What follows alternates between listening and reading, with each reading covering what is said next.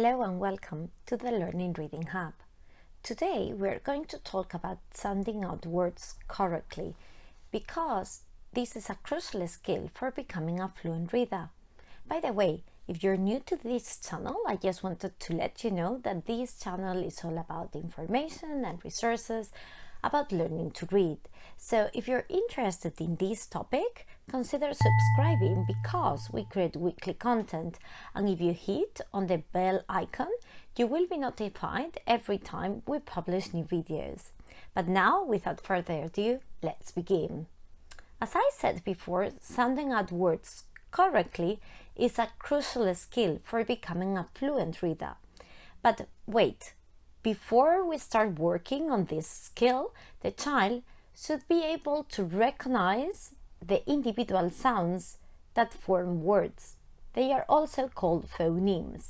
So it is really important that before trying to sound out words, parents and educators have previously worked with the child on the letter names and the letter sounds at the same time. A very common mistake that many parents and even educators make when teaching letter sounds is adding the sound at the end of the consonants.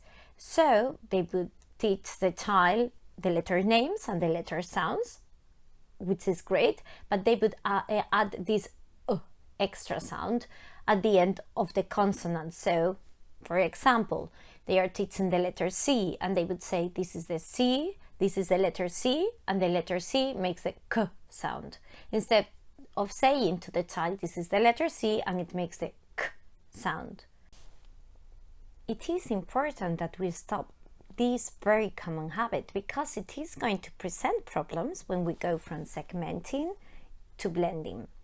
Why?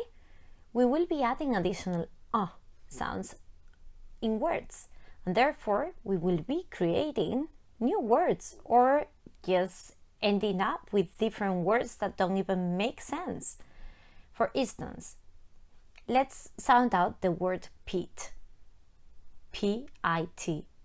P-I-T. Pit. Let's sound it out now, adding sounds.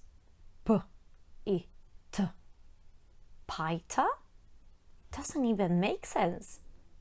How can the child make sense of it? Okay, so once we've mastered this skill of hearing sounds in words, we can move into pushing all the sounds together, blending them so we can actually read words. Our objective is to get the child to connect the sounds of a word and say the word without pause. This is called blending the sounds. There are two different types of blending that you can practice with your child. Normally, the sort of blending that you hear of and that children are taught is what we can call choppy blending. Choppy blending is where the sounds of a word are sounded out individually without connection. For example, with the word map, choppy blending would be p. Between each of the sounds in map, there's a short pause, which will lead to a choppy blend. With choppy blending, we are not making a connection between each of the sounds. This can present problems for some children as they are not able to figure out this connection. So, that is why there are so many strategies trying to solve this problem. I am sure that you've heard of some, like moving your arms at the same time that you're sounding out each individual sound. And the same thing is that some children who have blending difficulties may know the letter sounds perfectly, but when they are choppy blending, they just can't figure it out. This is because they have not grasped that there is actually a connection that needs to happen among all of these sounds. They hear a brief pause and they think that they are isolated sounds, not a word. And this is where smooth blending, the other type of blending, comes into play. Smooth blending is quite the opposite of choppy blending. You sound out the words in a way that all the sounds are smoothly connected to say the actual word that you're reading. So let's compare choppy blending versus smooth blending. For the word map again, p. That would be choppy blending. For smooth blending, map. I am sure you can see the difference. So since grasping the concept of making a connection among the individual sounds with choppy blending can be hard and tricky for many kids, you want to work on a mix of choppy blending and smooth blending.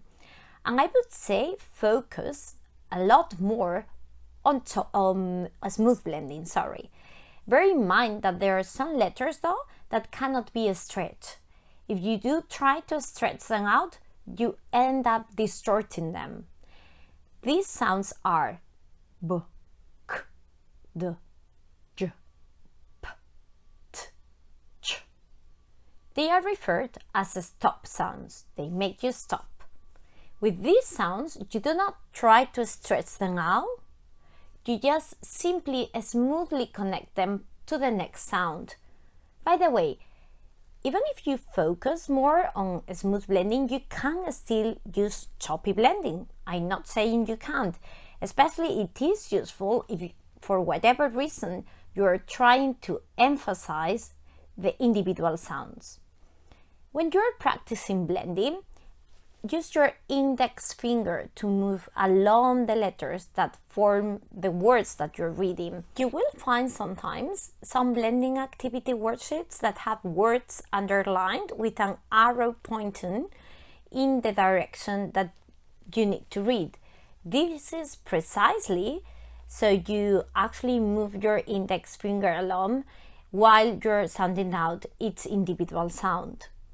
So, how do you get started with all of this? I suggest that you start using simple CVC words.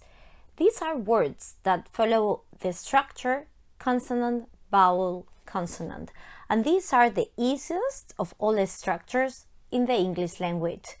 If you actually want a handy list of CVC words, I'll leave a link on the video description so you can download a full list of CVC words. Just remember to use the trick of moving your index finger along. Also, if you want to know more about helpful resources that you can use when working on this skill with your child, also look at the video description because I will leave some more links to help you with that. And I didn't want to finish this video without saying that you need to persevere and be patient. Practice with your child. Repetition is really important to master this skill. And as I said, prioritize smooth blending over choppy blending. Thank you for watching. If you enjoyed the video, I would really appreciate if you could hit the like button, as it really helps the channel. I'm looking forward to seeing you on the next video. Bye!